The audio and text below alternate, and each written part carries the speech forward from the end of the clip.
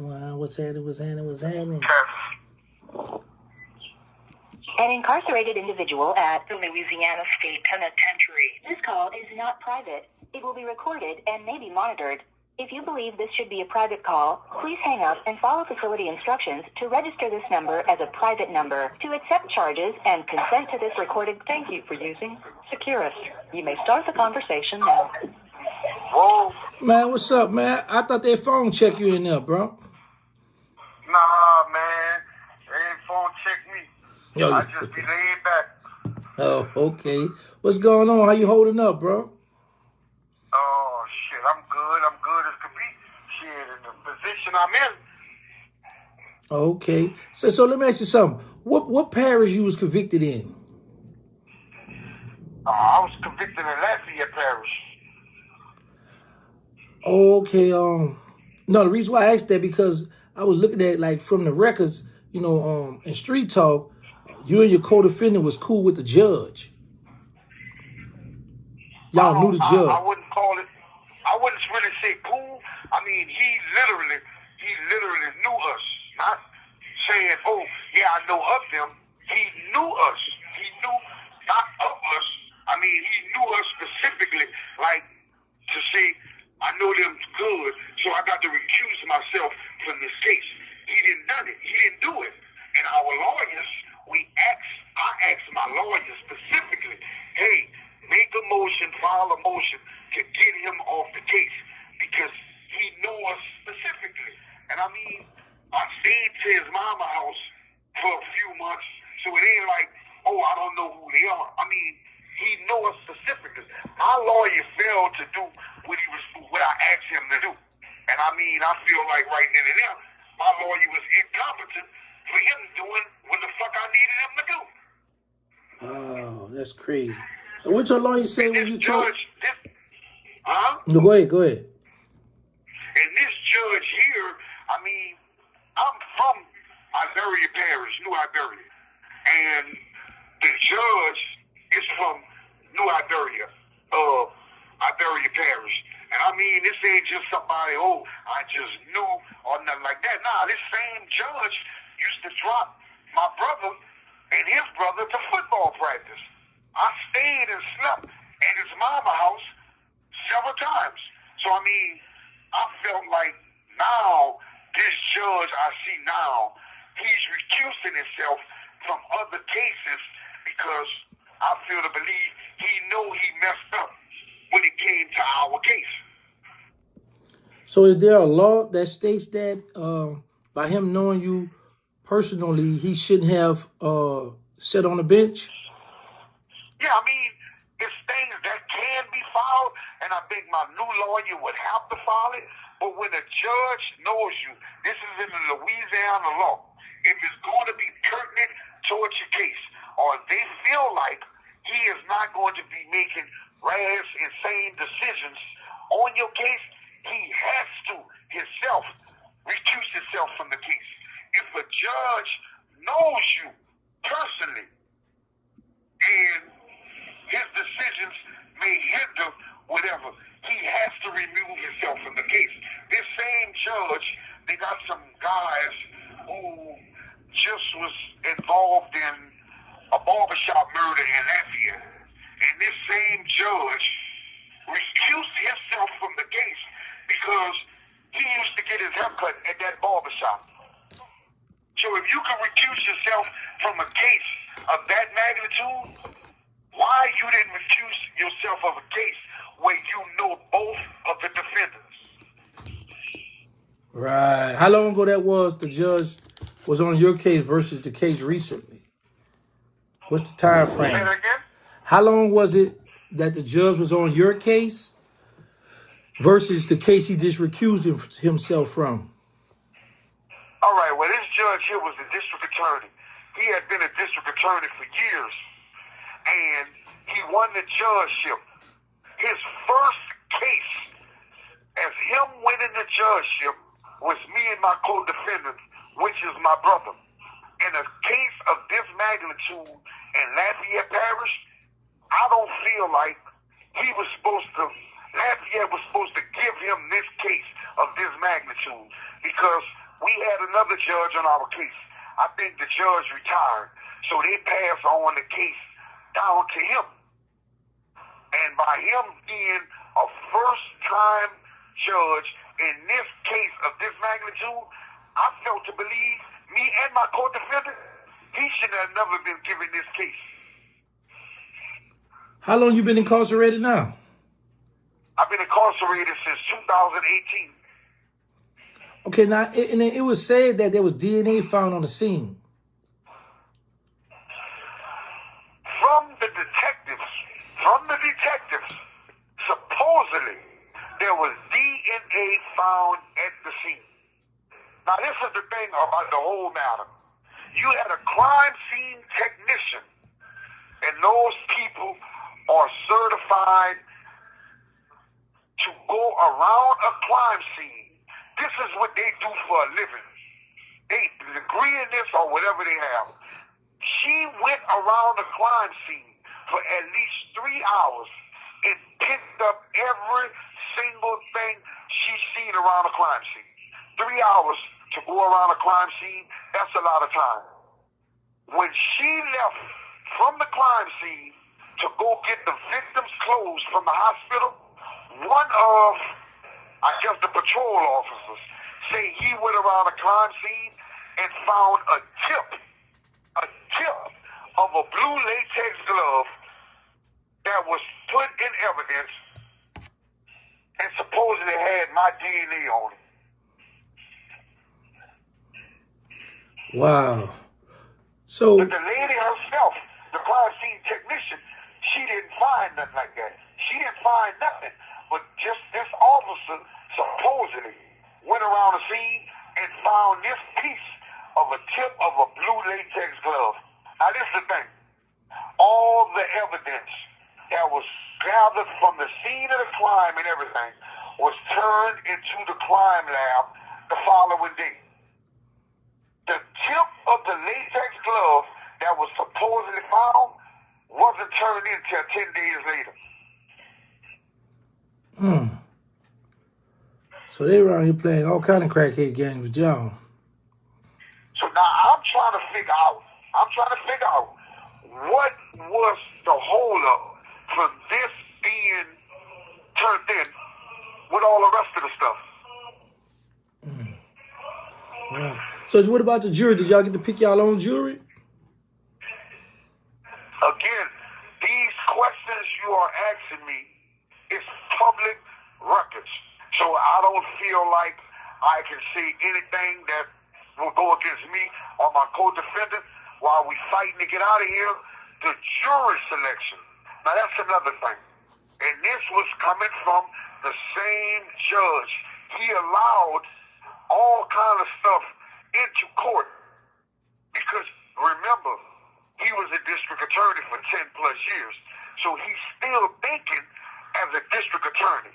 And the same district attorney that prosecuted me and my co-defendant was people that he worked with in the office.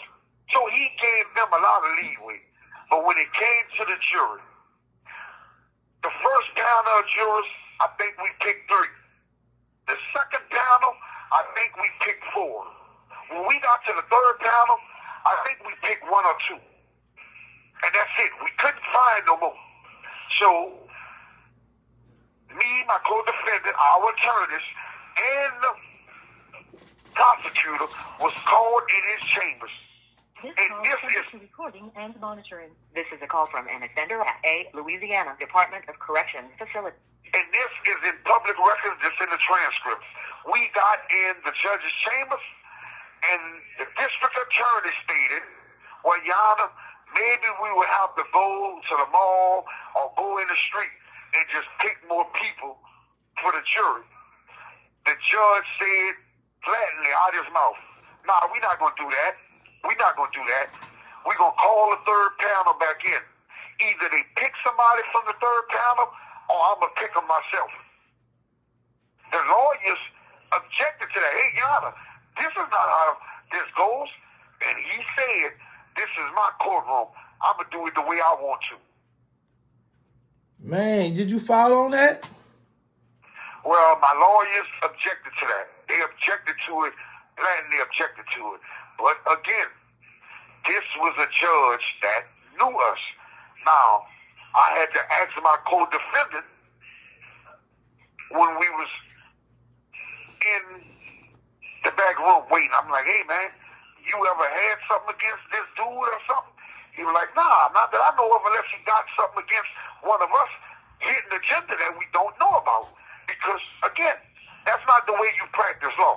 Now, I've never been to trial before, but I know ain't no judge could say nothing like that. I know when you get ready to pick a jury, you pick a jury of your peers.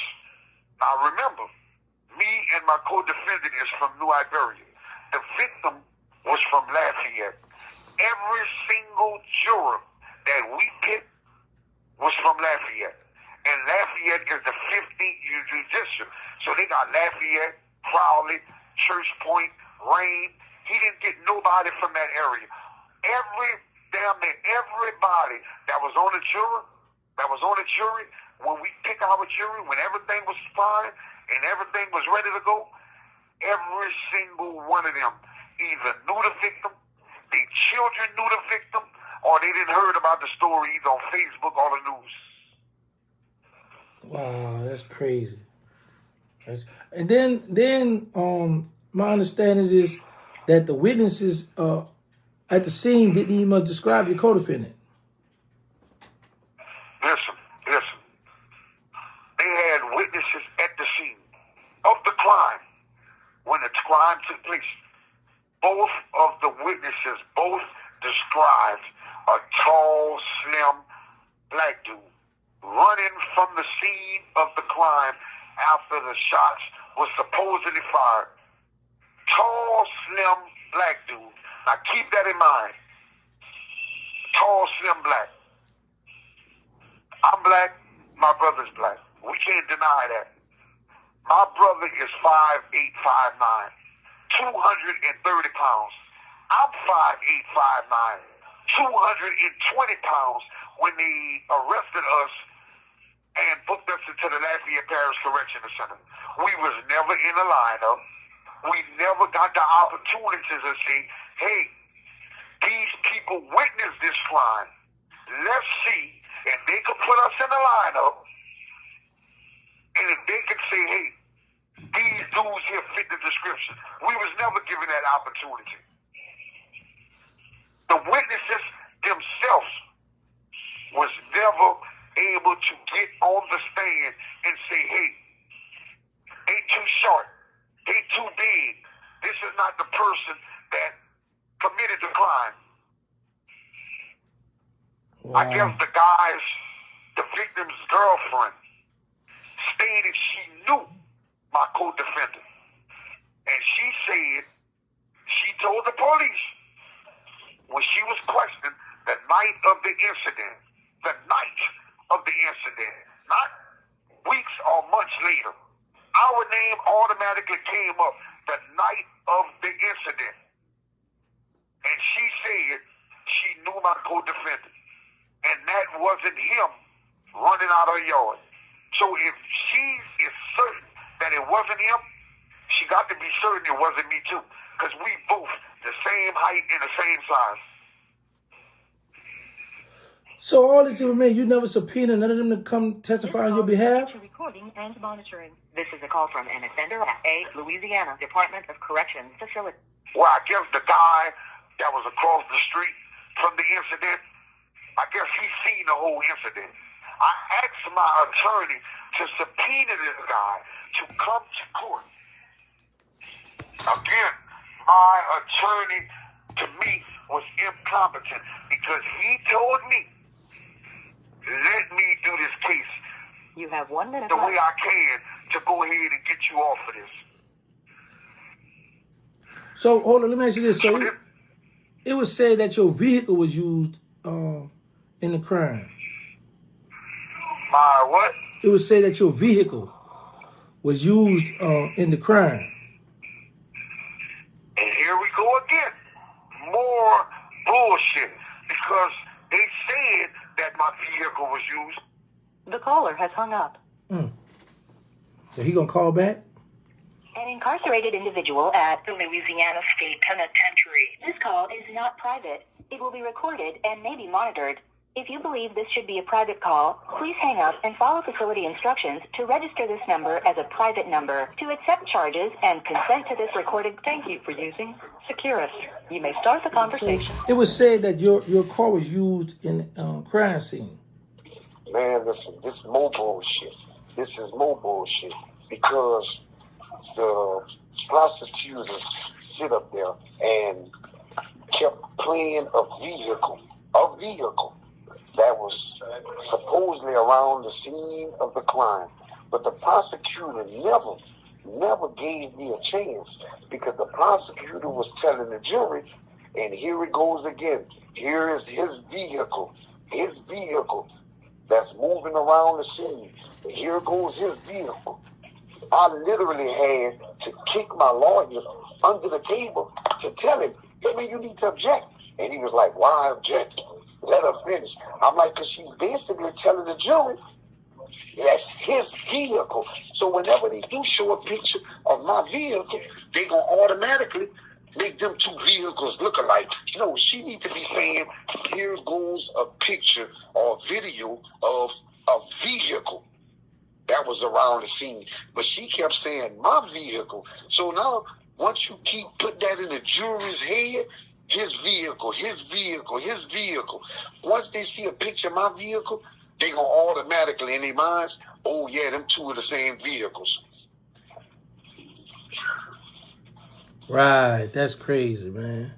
And this was the tip of the iceberg. They let the district attorney play a 911 call, and the 911 call was from, I guess, the witness across the street or whatever. And his 911 call, unbeknownst to us, he just said, yeah, he just witnessed the murder and all this here, and tall, slim, black guy fled the scene. And then they cut it off from there. But now the district attorney saying, I was picked up in my vehicle. But if they let the rest of the 911 call play for the jury, the man said the tall, slim, black dude was picked up in an older model Cutlass or Regal. And my vehicle that they was trying to say that was on the scene was a Jeep Liberty. But from the 911 caller, the person that done the crime got into an older model Cutlass or Regal. Descriptions right there should have been kicked out the door. My vehicle automatically right then and there should have been excluded. Because if you going to go by the testimony of a witness, an eyewitness, you got to take it to liberty of what they say. Right. So how many people testified against you in the trial? I mean, nobody just really said, oh, that was him. Nah, I mean, they had people, they let detectives. I mean, real detectives. They let detectives that, they used something so-called Cellhawk. And this Cellhawk thing is something that monitors, like a phone pinging thing. And Cellhawk supposedly was used to track our phone that night. They let a detective testify as an expert witness. And when asked him for pretrial, how are you an expert? Did you go to school for this? He said, no, he took a 3-hour course on the internet. And that allowed him to be an expert witness in this case of this magnitude. You have to realize, we get found guilty, we automatically receive a life sentence in Louisiana. So a case of this magnitude, again, I don't think he was no expert witness. So they didn't have no eyewitness to say that it was y'all. They just went off a cell phone ping. That's it. I mean, not one eyewitness that said, hey, yes, they were the ones who done it. Yes, I seen them. Nothing. All they had was the trumped up, so say, DNA they found, and that was enough for them to say, oh, was enough for them to say, oh, we got a case. But like I said, remember, the night of the incident, the female who was the girlfriend of the victim mentioned my co-defendant name, and that's it. I feel like the cops right then and there felt like, hey, we got a suspect, and let's just focus on him. This is a call from an offender at a Louisiana Department of Corrections facility. So now, what stage are you in now? Have you filed appeal already? Okay, my direct appeal was denied, so now I'm really in post-conviction stage. And with post-conviction, I'm more than sure you probably know about the post-conviction. But for people that don't know, post-conviction is a stage where you can literally air everything out. You can air everything out. But I'm saying I'm convicted by a judge that knew me, which I've never done nothing to him. I'm not sure if my co-defendant done nothing to him, but you have to realize this is somebody that knew us personally. This was somebody that been in the district attorney's office for years, and this was his first case as a judge. So, I mean, you have to look at it from all sides. This man only knows how to be a prosecuting attorney, and he know what he would want if he was a prosecuting attorney. So I feel to believe that's what he judged this case by, what he would want. That's the stuff he led into court, things he would want as a prosecuting attorney. If he was a defense attorney, I feel to believe it kind of would have been a balanced scale. But by him being a prosecutor for all them years, I feel like, okay, if I was a prosecutor, I would want this to get let in. If I was a prosecutor, I would want this to get let in. I'm not going to grant this, and I'm not going to grant that. We filed, I think, 35 motions. Every single motion was denied except the 36th motion, and that was for fast and speedy trial. Everything else the lawyers filed was denied by him. Wow. So right now, what you have going now? Well, right now I'm in my post-conviction stage, really fighting to get out of here. I got a nice support system with my fiance that's doing a lot to help me get out. I got my mom, I got my sister. I mean, I got a good support system right now to fighting to get me out. But again, you have to realize Lafayette is a parish that is real crooked, and they gonna fight to protect the crookedness they got going on. But I must say this, the same judge, that's my judge, he's on his way to get indicted. He was just went in front of the Judiciary Committee because he got into it with a cop while he was a judge, cursed the cop out and everything, I guess feeling like he's above the law. And he went off on a cop in a traffic stop, came back and said he was wrong. He was wrong. This same judge, there was a killing at a club. They shut the club down. The following week, when the club is supposed to be closed, he was at a health center working out. I guess the promoters or whoever went get him and told him, hey, look, man, we're going to lose a lot of money. We need you. He held a private sitting in his courtroom with no court reporter, no nothing, in his regular street clothes, and allowed them to open the doors of the club that the parish shut down. Man, that's crazy. Yeah, that's crazy. So let me ask you this. Once you were found guilty, on your way to Angola, what was going through your mind?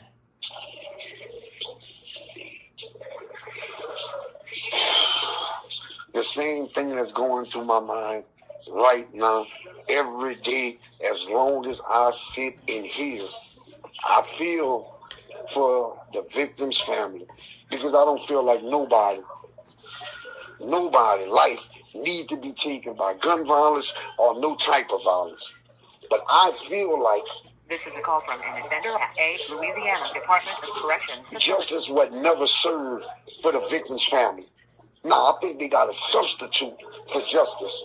And I think the victim's family still don't sleep good at night because they know somewhere deep in their heart, this case ain't really what it was. No matter what kind of evidence they say we had, if this case was sent to another parish, I don't think me and my co-defendant would be in jail. So when the jury said guilty, it's like all the wind was let out of me. Like, how can you find me guilty really for something that I know for sure me or my co-defendant didn't have nothing to do with? I mean, I used to hear about guys in jail and you take 20 years later, oh, they exonerated because of this or that. It was a faulty judicial system or whatever. And I'm saying to myself, now, do I have to sit in here for 20 years before they realize, hey, we got the wrong person? I have kids. And yes, I understand people say, yeah, the victim had kids too. Okay, I can understand that. And again, I'm sorry for what happened to the guy. But I have kids, and my kids going to grow up saying, oh, this is what my dad in jail for. So if you take 10 years from now and say, oh, we found out it wasn't him. It wasn't him. It wasn't his co-defendant.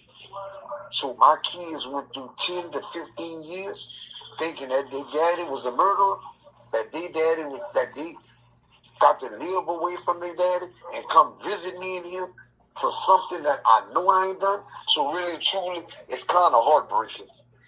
It's kind of heartbreaking. Yeah, I see that now, brother. Oh, you gotta keep your head up.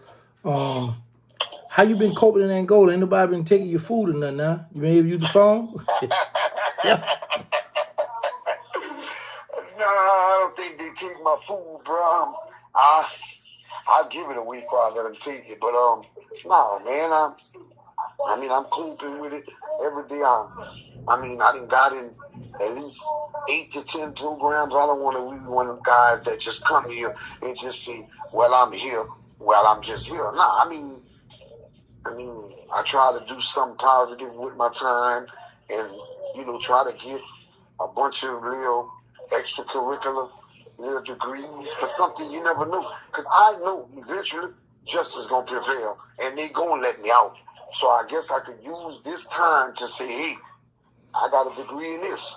Hey, I got a certificate in that. So, whatever it is, I'm just using this as a stepping stone. So when I do get back out, I can use this experience maybe to help some of the younger people that's out there that's maybe, going the wrong route, that's not doing the things that their parents tell them to do. So if I feel like if I could step in and tell them, hey, listen, that's not the way you want to go, man.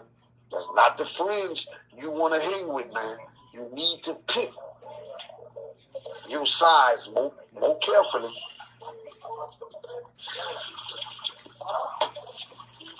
Right. So, so let me ask you something. You was convicted by all 12, or did you got that 10-2 thing too? Oh man, I'm glad you said that, and I just forgot about that. In Louisiana, when we went to trial, it had to be a unanimous jury. Now, when we went to trial, this is the thing that kills me the most. This is the thing right here. When we went to trial, when the jurors said they found my brother guilty of conspiracy. They found me guilty of conspiracy and second degree. So he was given a 25-year sentence. I was given life plus 25. When we got found guilty, they had a jury polling. 11 of the jurors said yes. One of them was confused and undoubtedly said no. This was the judge's instruction. Either y'all go back in there and come up with a verdict, or we not leaving till y'all come up with one. So the lawyers automatically objected and filed for a mistrial. And he was like, a mistrial for what? Yana, you basically told This is the a call jury from an offender they're at not a going Louisiana home Department unless of Corrections all of them facility. find our clients guilty. He said, it's denied.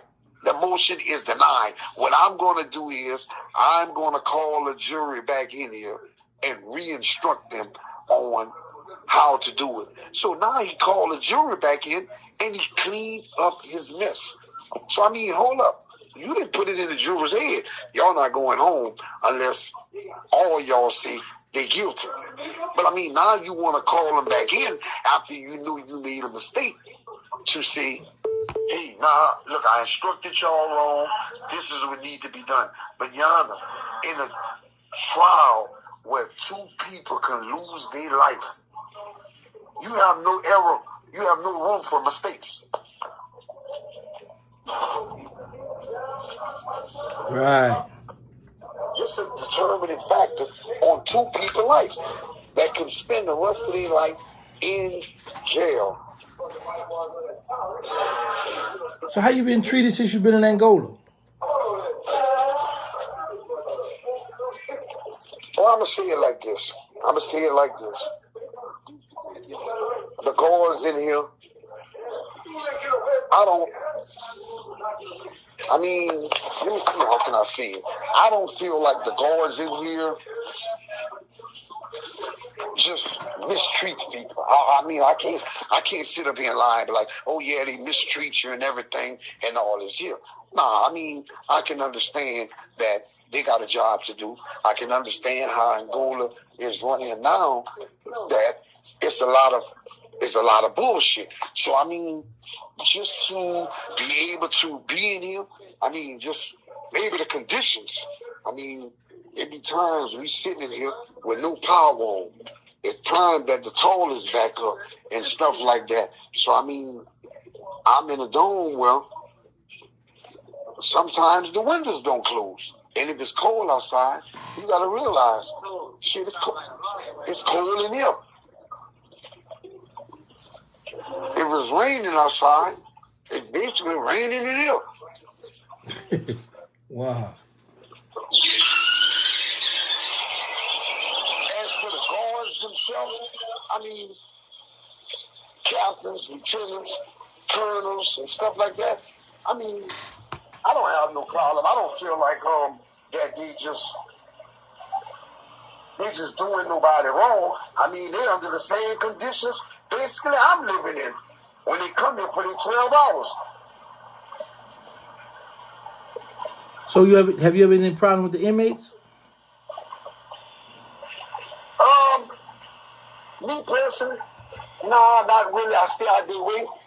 I try to stay out their way because, now I'm basically trying to go to my house. Ain't no basement. I'm trying to go to my house. But now, don't get me wrong. I see things and some dudes don't realize where you at. You can lose your life in a second. So, yeah, I done been here. I done seen beatings, stabbings, things like that. But, I just tend to just stay to myself. It don't have nothing to do with me. I just keep on going. So have you ever seen any one of your friends or somebody you cool with getting stabbed and you wanted to help them? Nah, because I don't really make friends. Like I said, I try to tend to keep myself in little positive different things. But I didn't see people use weapons and get in a fight in here. I didn't see People get stabbed in here. And it's just like, hey, this is a place where you see and don't see. Got you. Whatever, and then I heard whatever go in the dungeon, stay in the dungeon. I mean, hey, that's what they say. Whatever happens in Vegas stays in Vegas. So I guess what happens in Angola, I mean, in your dome, it stays in your dome. Because you got to realize, you in a place with all kind of different personalities. So who am I to say, hey, yeah, I seen him do it, and now he got a friend to come and do me the same thing that his friend done to somebody else. Nah, I tend to stay to myself. This is a call from an offender at a Louisiana Department of Corrections facility. Okay, that's cool, man. That's good. So, you got any shout-outs or anybody you want to holler at or any information you want to give before we get out of here? No, I just want to thank my mom, my dad, sister, my fiance. She really does a lot. I mean, to my lawyer I got the law firm of Jacob Longman from Baton Rouge that's working on my case. Shout out to them because they're really doing what they got to do to get me out of here. And I hope that this interview sheds light on me and my co-defendant situation and more people's situation that have stuff like this in Lafayette Parish. I also want to give a shout out to you because I heard when you was in jail, they was taking your food and wasn't letting you use your phone. Yeah. Say, so you laid on me on that one, huh? Well, I wasn't hungry, so the food they took from me, I wasn't hungry. How about that? and I didn't want to call home. I used to write letters so they could keep the phone. How about that? Yeah, but I mean, sometimes you had to borrow a pen because they took your pen. Yeah, well, I used my celly pen. I just let my celly. and look, and then I had a pen I used to hide under the mattress, so they didn't never get that one, so I was able to write home. Yeah. How about that? I mean, right now, bro, I'm laughing because between my kids coming to see me, my mom, my sister, and especially my fiance, I want to give a big shout out to her because she does a lot. She picks me up a lot when I'm down. My kids, they pick me up when I'm down. My kids' mother, they make sure my kids are in my life. So, I mean, I just want to give a big shout out to all of them. I got a nice support system. Man, that's what's important, man. That's a support system. You need that during time. Big facts. Yes. Yeah. Yes. So, all right, man, we're gonna have you back again, bro. We gotta have you back again. So thank you for calling. I know them dudes might be waiting on that phone. So man, we're gonna get on out of here.